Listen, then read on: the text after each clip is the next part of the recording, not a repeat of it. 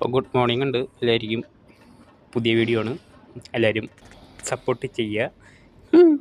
അപ്പോൾ ഇന്നത്തെ ഞാൻ എണീറ്റത് എന്താ സംഭവം എന്ന് വെച്ചാൽ ക്രിയേറ്റീവായിട്ട് എന്തെങ്കിലും ചെയ്യണം എന്നുള്ളൊരൊറ്റ മൈൻഡായിരുന്നു.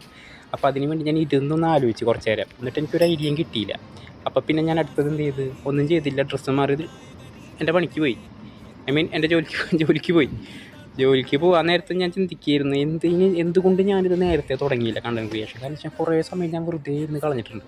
അപ്പോൾ ആ സമയത്ത് തുടങ്ങിയിരുന്നെങ്കിൽ എനിക്കിപ്പോൾ ലിമിറ്റഡ് ആയിട്ടുള്ള ടൈം എനിക്ക് സമയം കണ്ടെത്തി ചെയ്യണതിന് പകരം എനിക്ക് ഇത്തിരി ഫ്രീ ആയിട്ടൊക്കെ ചെയ്ത് എഡിറ്റൊക്കെ കിടലായിട്ട് ചെയ്ത്, എഡിറ്റിങ് ഞാൻ പഠിച്ചിട്ടില്ല, അത് വേറെ കാര്യം. ഞാൻ എപ്പോഴായാലും അന്നായാലും തുടങ്ങുമ്പോൾ ഈ അവസ്ഥ തന്നെ ആയിരിക്കും. എന്നാലും ഞാനിപ്പോൾ പറയണു, എനിക്ക് ടൈം ഉണ്ടായി ചെയ്യായിരുന്നു.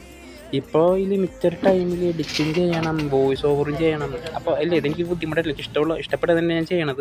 പക്ഷെ അന്ന് സമയം കളഞ്ഞതിൽ ഞാൻ റിഗ്രറ്റ് ചെയ്യുന്നുണ്ട്. പക്ഷേ ഞാൻ ഇപ്പോൾ തുടങ്ങിയത് എനിക്കത് ഒരാഗ്രഹം ഉണ്ടായിരുന്നു മുമ്പേ ചെയ്യണത്. പക്ഷേ എൻ്റെ ഉള്ളിൽ ഇൻട്രോവേർട്ടിസം അതിന് സമ്മതിച്ചിരുന്നില്ല.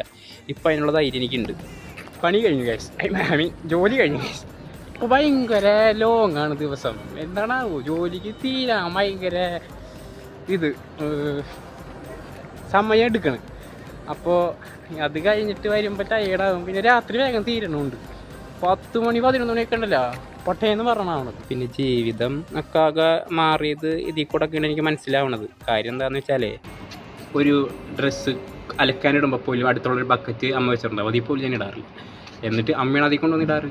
അമ്മ ഇതൊക്കെ കാണണ്ടല്ലോ ഇപ്പം ഞാൻ ചെയ്ത് കൂട്ടുന്നത്. അല്ല, ഇതൊക്കെ സാധാരണമാണ്. ഞാൻ 2 ദിവസമൊക്കെ ഞാൻ അലക്കിയിട്ടുണ്ടായിരുന്നു. 2 ദിവസം നമുക്ക് ഓർമ്മ ഉണ്ടോയെന്ന് അറിഞ്ഞുകൂടാ. എന്നിട്ട് പിന്നെ മടിയായിട്ട് ഞാൻ നിർത്തി. അത് വേറെ കാര്യം. അമ്മ അതിൻ്റെ പിന്നെ അലക്കാൻ തുടങ്ങി. പിന്നെ വാഷിംഗ് മെഷീൻ വാങ്ങി. അപ്പോൾ പിന്നെ എന്നാലും അതിലാണെങ്കിൽ ഞാൻ ദിവസം 2 ദിവസം കൂടുമ്പോഴേ കുളിച്ച്, അങ്ങനെ ജിമ്മിൽ പോയത് അപ്പോൾ ഡെയിലി കുളിച്ച് നിന്നിട്ടാ, അത് വേറെ.